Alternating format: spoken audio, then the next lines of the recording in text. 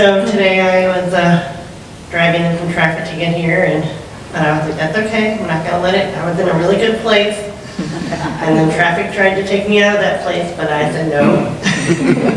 I thought it was funny, I kind of overlooked the traffic instead of focusing on it, so that I wouldn't let myself get consumed in it, because it is the one area that I tend to have to struggle with keeping myself calm. So I chose today to kind of overlook the traffic and look at the sky and look above it, and it worked so far. So, but I wanted to talk with you guys today about self-love. I know we talk a lot about it here, but I think we can always use reminders, and we can always use ways to put it to practice.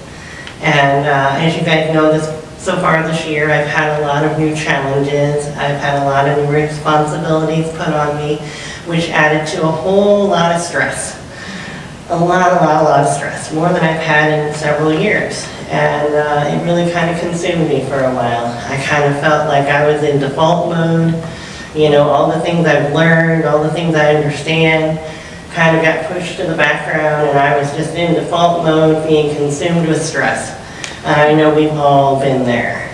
And I started realizing that part of the reason why I was feeling all this stress is I had completely taken myself out of the equation. I was completely focused on all the other people who needed me, all the other responsibilities I had, and I had kicked myself to the background and was not making myself important. And it was like, there was nothing I could do about it. Like, that was what's happening. And I wasn't even able to be aware of it at the time. I was just so consumed in all the things that were going on. Thankfully, by coming here and being around some very close friends that were kind of trying to help me focus on myself. You know, I had friends calling me like, you need to come over for dinner, you know.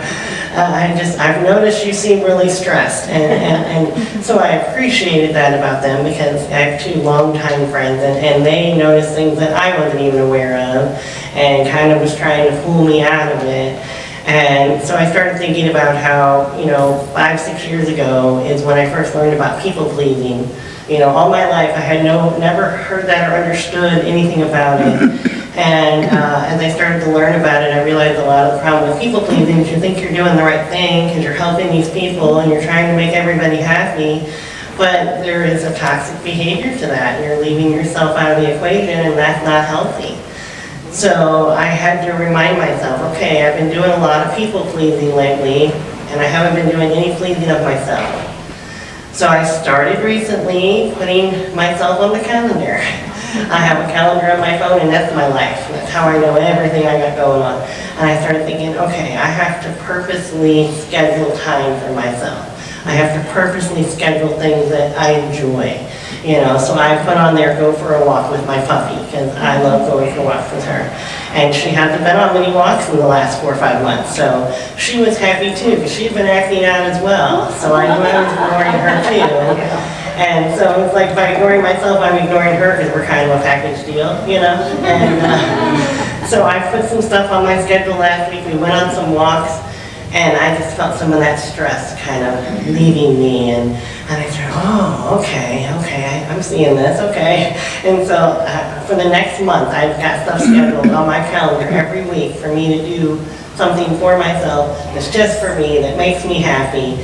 And I already feel lighter, and I already don't feel stressed, and it's because I'm recognizing how important that is, and it's going to keep me floating as I'm going through, because I still have all these responsibilities, I still have a lot of stress, but it's way calmer now that I'm making time for myself.